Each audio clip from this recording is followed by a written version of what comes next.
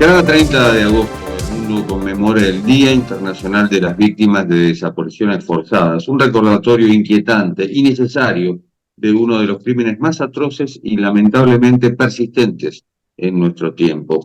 En México, este día tiene un significado particularmente doloroso, ya que el país enfrenta una crisis de desapariciones forzadas que, lejos de resolverse, se agrava con el paso de los años.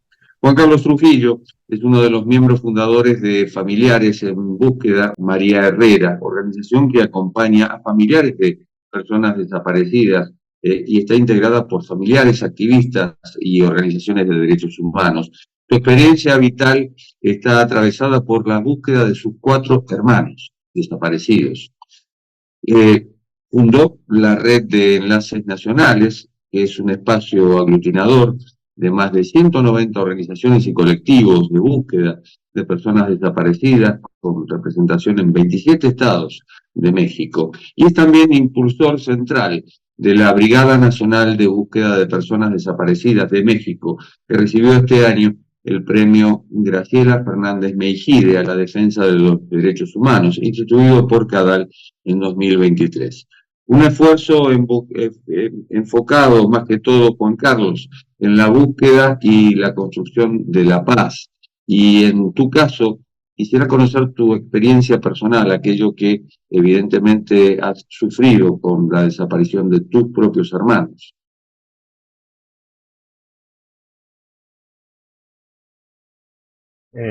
Muchísimas gracias por el espacio. Sí, acá en México hoy se vive una violencia profunda desde hace casi 20 años. Tengo 4 hermanos desaparecidos y a raíz de la desaparición de mis hermanos en el 2008 nos dedicamos a trabajar en México en la búsqueda y localización de las personas desaparecidas, entendiendo que es un delito donde el Estado mexicano no lo acepta, no lo asume y no lo reconoce. Y en ese sentido, las víctimas de la violencia, en medio de un conflicto armado que no se reconoce, hemos salido a las calles para buscar a nuestros familiares. Y hoy en día, mediante la Brigada Nacional de Búsqueda como un modelo de intervención en México, ha generado las condiciones para que las familias mexicanas puedan buscar con, sin y por encima del Estado mexicano. ¿El Estado no los apoya en absoluto en la búsqueda de desaparecidos? Fíjate que han sido cosas muy curiosas. En un inicio, 2008, 2006 para adelante, más bien era como una guerra contra los números y las instituciones que no reconocían el problema en México, pero ha sido un paso importante el 2016 cuando se funda la Brigada Nacional de Búsqueda, donde las familias dan un paso hacia adelante y que entonces las instituciones se quedan detrás en materia de búsqueda. Y a partir de entonces, obviamente hay algunos temas jurídicos forenses que no pueden ser trabajados desde las familias, desde la parte empírica, pero que han obligado, y con eso respondo a la pregunta, que hoy obligan al Estado mexicano a responder medianamente las necesidades de las familias sin que eso sea una respuesta, ¿no?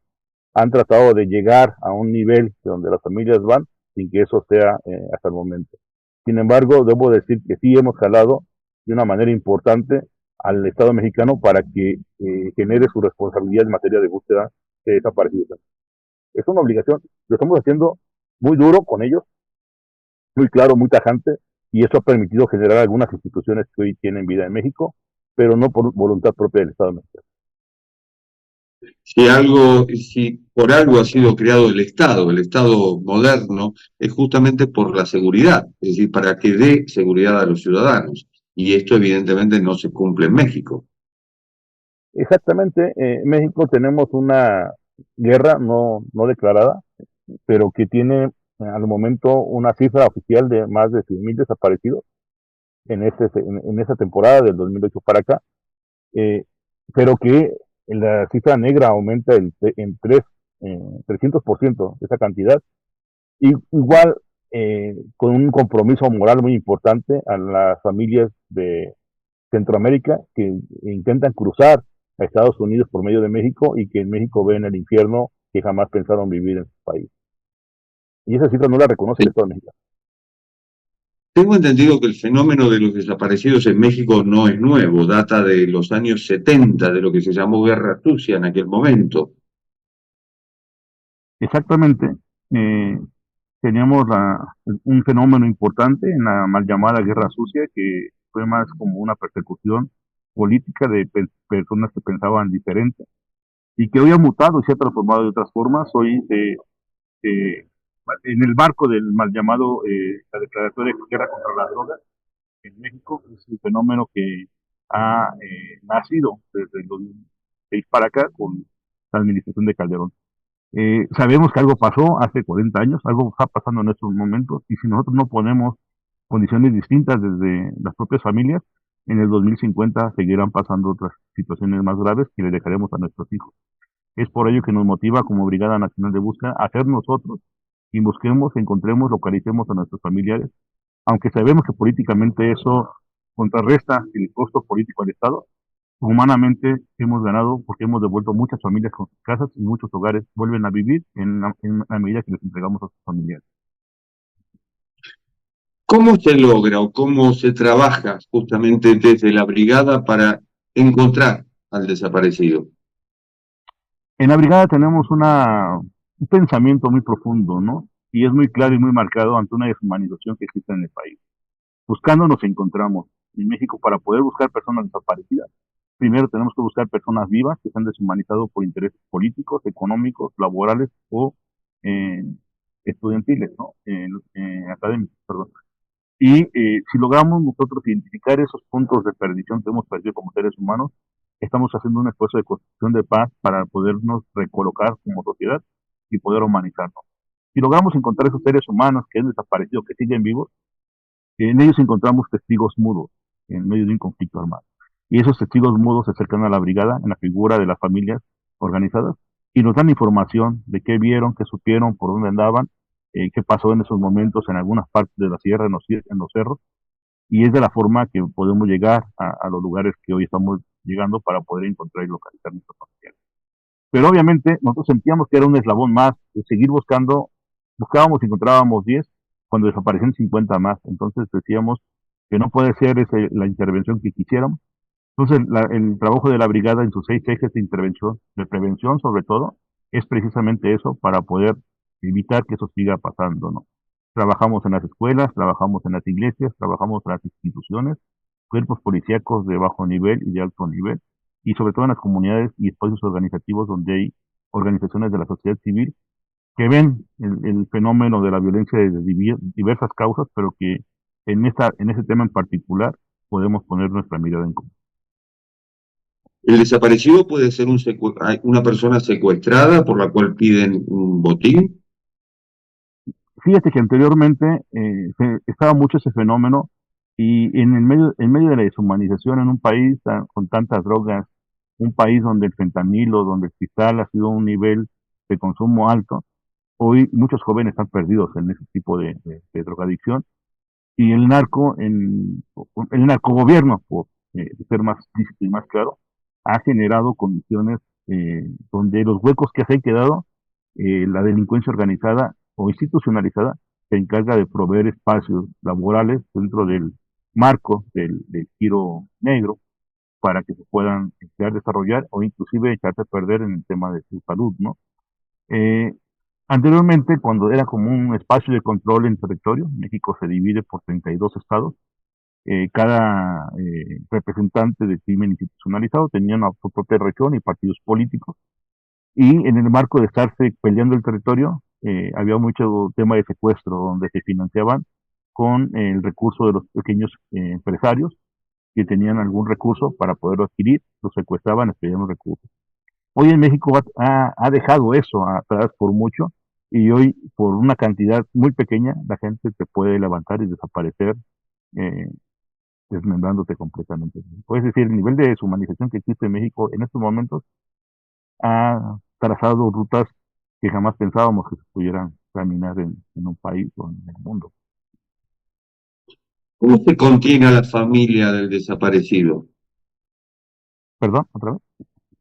¿Cómo se contiene a la familia del desaparecido?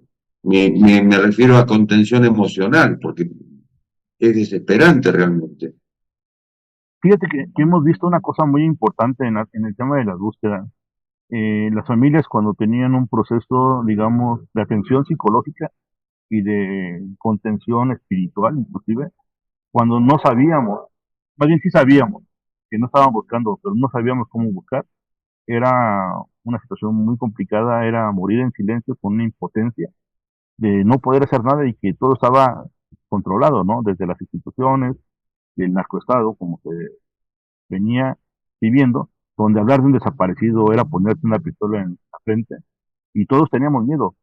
Y gracias al amor, gracias a la esperanza, gracias a la fuerza de las familias, donde lograron unirse, unificar el dolor y salir todas enfrente de un problema de violencia, poner el pecho a las balas en México, como lo estamos poniendo en estos momentos, ha logrado poder generar una fuerza social dentro del proceso que las madres han sentido y una fortaleza, y que hoy, todos los días, en todos los estados de la República, las familias, con, sin y por encima del Estado, siguen saliendo a buscar.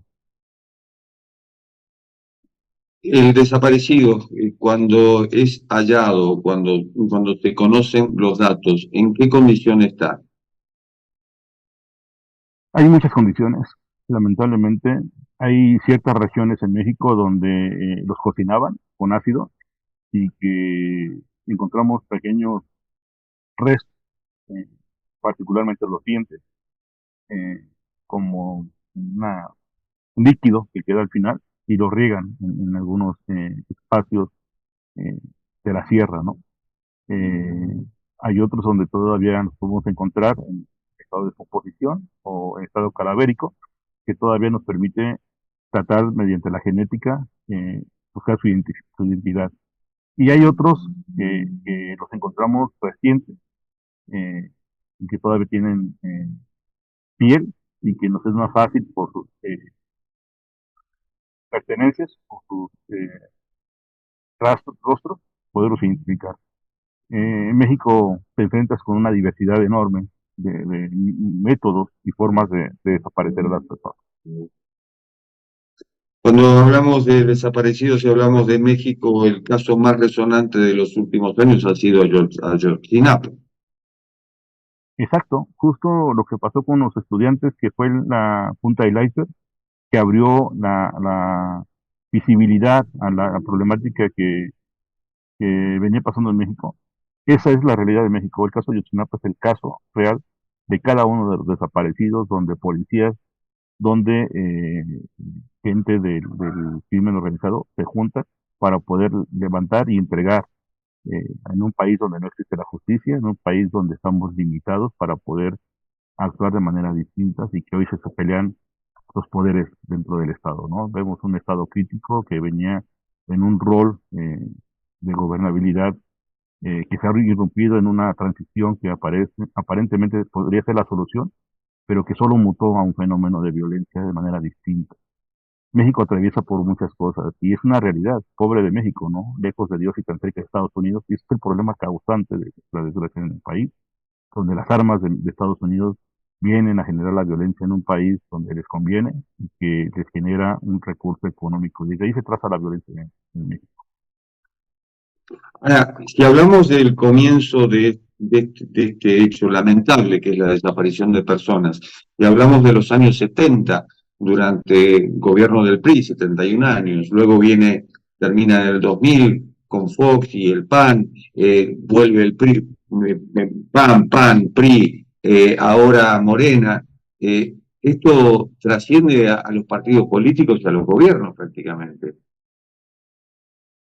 Eh, Fíjate que hubo un momento donde se intentó tener un punto de control, pero del 2008, 10, 12 se le salió de control completamente, donde hoy en un estado de vulnerabilidad es lo mismo que seas persona de a pie a que seas persona con poder. Ha habido una serie de elecciones recientemente en México donde algunos presidentes con aspiraciones populares en sus regiones tuvieron a contender en el proceso electoral y los mataron. Aquí es complejo y complicado poder pensar, poder accionar de una manera distinta a la lógica estructurada por el Estado mexicano. Juan Carlos, muchas gracias por tu tiempo. No, al contrario, les agradezco mucho el espacio y saludos a Argentina. Gracias. Y esto ha sido Cuarto de Hora, el programa de Cadal TV que se retransmite en el canal E de Buenos Aires. Nos encontramos en la próxima.